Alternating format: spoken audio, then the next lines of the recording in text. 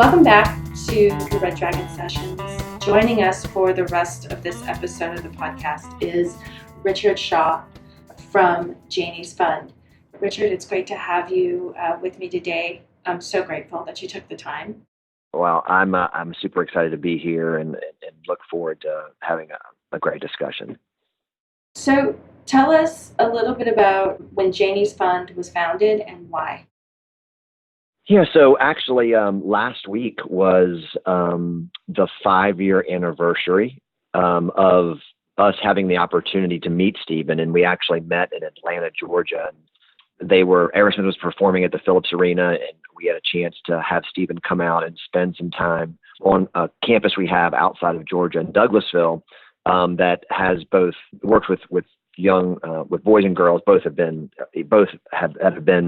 abused or neglected and have come into the system. And as an organization, Youth Villages, where I work full time along with Janies Fund, we serve both boys and girls. But Stephen had always wanted to do something to address this issue of abuse and neglect in our country. And we had a chance 5 years ago to host him, and he spent about 4 hours meeting a lot of the young women on our campus that were going through recovery and therapy and kind of addressing the things that brought them there. And it was just from that moment forward, I mean, I think Stephen always had wanted to have something that addressed this issue since the song Janie's Got a Gun came out in 1989. And he never had a team around him that really knew what to do and how to do it well. And we were the fortunate beneficiary of him not having people around him not knowing what to do. And I would say from that point forward, I think we saw the passion that he had in wanting to address something in a real focused, authentic, effective way. And I think for Youth Villages, we were a very successful organization and highly recognized across the country in what we did. But anytime you could combine, the results that we were delivering and the way that we go about our work with quality and you have someone with Stephen's voice and platform and passion, we just felt like that combination would really lend itself to doing something unique that we were not doing, and obviously something Stephen was not doing. And that was kind of harnessing both him and our organization to really address this issue of abuse in our country and make sure that especially the girls and young women that go through a lot of this trauma receive the care they need to heal, that there's awareness being built so that when people do go through this, they know what to do. And how to address it and how to let someone know and how to find some place safe to be. And so it's been just an amazing, and from that 5 years ago, that first meeting, we launched about 18 months later, and it's just been fabulous ever since. That's wonderful. That's so great. And you guys were a part of Youth Villages, which is an amazing organization. It's been around for a while now. Yes. Yeah. So Youth Villages was founded in 1986. We started as a residential facility that helped kids, that had been abused and neglected. And we've grown to where we're serving young people in, we're right around 16 states now. And we serve about 33,000 young people a year. And really, we do a lot of work with, there's this notion that, and again, some of this happened when we first met Stephen, is that obviously if someone is in an unsafe environment or in an unsafe situation, you want to get them out of that environment. And so safety is always the first priority.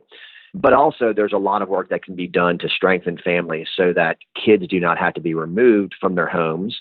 Right. And they can, and families can raise their kids in a more effective way than kids growing up in the system. So we spend a lot of time working with families on the front end, strengthening families, making sure that they have the resources and the wherewithal to really raise their own kids effectively. And obviously there are times that kids have to be removed and put into a safe environment and receive care outside of their family of origin. So we've been around doing this for over 33 years. And like I said, we've been recognized really as providing the most effective services in the field. And we do that through a lot of research that happens. And so that we know actually what we're doing makes a difference. Yeah, Youth Villages is a great organization. And again, for Stephen, I'll give him credit. It's like, instead of recreating the wheel and going out and creating something and creating his own programming and creating his own infrastructure and all that goes along with running a charity, he decided to partner with what he found is the most effective organization. And so that his resources and his time and his energy could really be focused and not have it all over the place, spinning wheels, trying to create something that wasn't there. And to his credit, the partnership aspect of this has worked amazingly well. That's so great. You've already spoken a bit about some of the services that Youth Villages offers. What are some of the other services? I know it's not necessarily the same service in every city.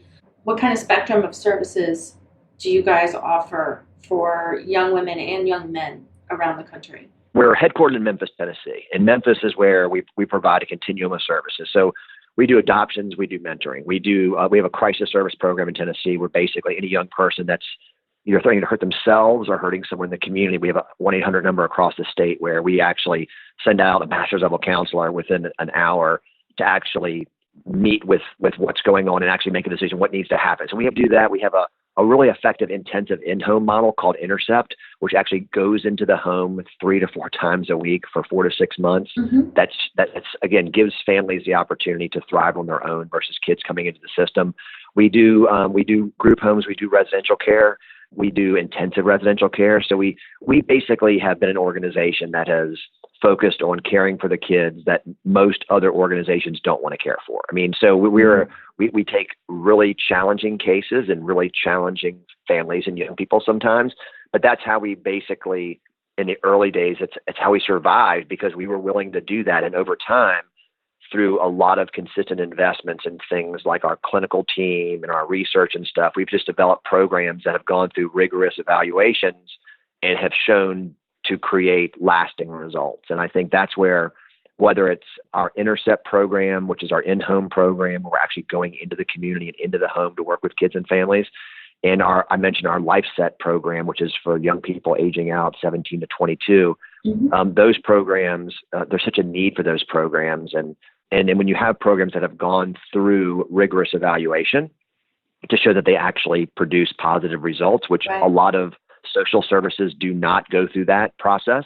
Mm-hmm. And so while there's anecdotal stories about success, it's not really undergirded by this foundation of real results and evidence. And so where we've been successful is we have programs that have gone through that kind of evaluation. And so those programs are really growing across the country, which is great because the needs are always there. And, kind of as an organization, while we do different programs, what we're most focused on is radically improving outcomes for kids and families across America, regardless of the program. And that's really what our calling card is. That's just some great work there. How many young people has Janies Fund and Youth Villages been able to help since inception? Yes. So we launched November of 2015. We actually launched. It was the 26th anniversary of the release of the video, Janie's Got a Gun, Mm-hmm. which was in November of '89. And so since we started, we've served over 1,200 girls directly in our services. So mostly in YV LifeSet, which again are young women 17 to 22 that have grown up in the system. They turn 18 years old. And they kind of age out of the system. And as a society, we kind of kick them to the curb to say, no, go be successful. And of course, they don't have the skills, resources, and supports to do that. And so most of our services have been focused on LifeSet. We've served about 1,200 young women in that program. We've provided about 166,000 days of care. So that would be a young person in a program receiving therapy, receiving care, doing trauma work. We've provided funding for 166,000 days of care since we started. We've provided LifeSets. Most of the places that we're providing direct services are in communities where what we're doing is we're bringing Janies Fund dollars and private resources to the table and saying, look, if you want to address this issue specifically of young people aging out of your system that need extra assistance and need support, we'll bring money to the table if you'll match us. And so the communities that we're targeting, it's where there's got to be a commitment from the system, from the Department of Children's Services or from the state or whoever the public funder is, that this is an important issue. And if we bring money to bear to help these young people, that you will match us. And so we've brought dollars to bear for that program in Massachusetts and Tennessee and Nashville and Memphis and New York City and North Carolina, all across Massachusetts. We're going to be funding that program in some new communities in the coming year. And it's just one of those things where, quality programs, and people don't like to hear this because obviously you want every organization to be efficient. We're very efficient, but quality programs cost money. Right. I mean, so definitely, if you want to be on the cheap, you're not going to get results. And so it does cost money. And so money is important. When we go to a state, we want to participate and we want to grow these things, but we also want them to be sustainable, right? So, and we know that they're only going to be sustainable if there's a partnership and that the public is actually willing to put some money up as well. So what we've been doing is, and again, we have a plan that we've been working on for the last 3 years. Our goal is to make sure that the next decade, every young person, but specifically for Janies Fund, every young woman that grows up in foster care, ages out at 18, has access to our program called LifeSet, or a program of comparable quality. In the next 10 years, every single young woman will have access to that kind of programming, and that's our goal over the next decade. Wow, I'm starting to get a little worked up because this is like so amazing what you guys are doing, and the hard work and the effort that you and everyone at Janies Fund and Youth Villages is doing just is, as somebody who went through their own story, to know that there is this level of support for people out there now is just so amazing and so wonderful. Now, I'm one of Janies Angels. Can you tell our audience about Janies Angels and what that is and how they can be one too? Janies Angels, they're men and women from across the globe, actually. We actually have donors. When we launched Janies Fund, we had donors from 40 countries. And so people that have said, you know what, I believe in what you're doing. I want to help. And again, these are monthly donors. And so people that are saying, on a monthly basis, whether it's $5 or $25, we know that the work that we're doing costs money, and we want to see you do more of it. And so we're willing to, again, make a donation, whether it's $5, $25. But the awareness aspect has been the one aspect of what we've done that has blown me away, in the sense that we get more notes and we get more letters from people all around the world that have been affected by this issue. And I think what we do, obviously, like with the national hotline, with 1-800-4-CHILD, is like we partner with Child Help out of Arizona to actually, provide those types of services. So if you're in a situation or you know someone who might be getting abused or suffering from abuse or in a bad situation, like, what do you do with that? And I think this awareness aspect and people's willingness to talk about this issue. I mean, I think, and this is what Stephen will say all the time, is that, so many of these issues of incest and abuse and all these things have been taboo for so long. And I think that's why the video was so important, because for the first time it showed visually like what happens in our country. Angels are just a group of monthly donors that have committed to supporting this mission. A lot of them have, and again, I don't know the exact percentage, a lot of them have suffered trauma and they want to give back. And it's just, we want to grow that group of donors over time, because again, anyone can participate. It is a monthly contribution, but there's no set amount. It can be $5. We have angels that give $1,000 a month, but most of our angels are pretty rabid supporters, and they help us and they support us and they share things on social media and other places that really helps us get the word out about the importance of this work. Richard, when I get that email each month that says my donation has gone through as a monthly donor, no matter what kind of day I'm having, if I'm having a bad day or a stressful day, or if I'm having a great day, every time I see that it comes through on my phone, I just light up inside, because I feel like I'm a part of something bigger and able to give back. I think that is it's a great program. Janies Angels, Janies Fund in general, that is about all the time that we really have today. We're going to have in our description here on the podcast, there are links to Janies Fund, to childhelp.org, and to Youth Villages. Thank you so much, Richard. I really, really appreciate you coming along on this ride with me today. And if ever you need anything, please don't hesitate to call or reach out to me.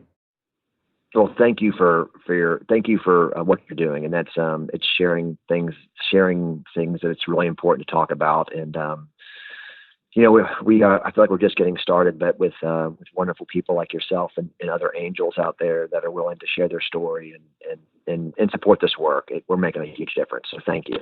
Thank you so much. And listeners, if you are someone who is in need of help, or you know someone in need of help, please reach out to the Child Help National Child Abuse Hotline, 1-800-4-A-CHILD, 1-800-422-4453.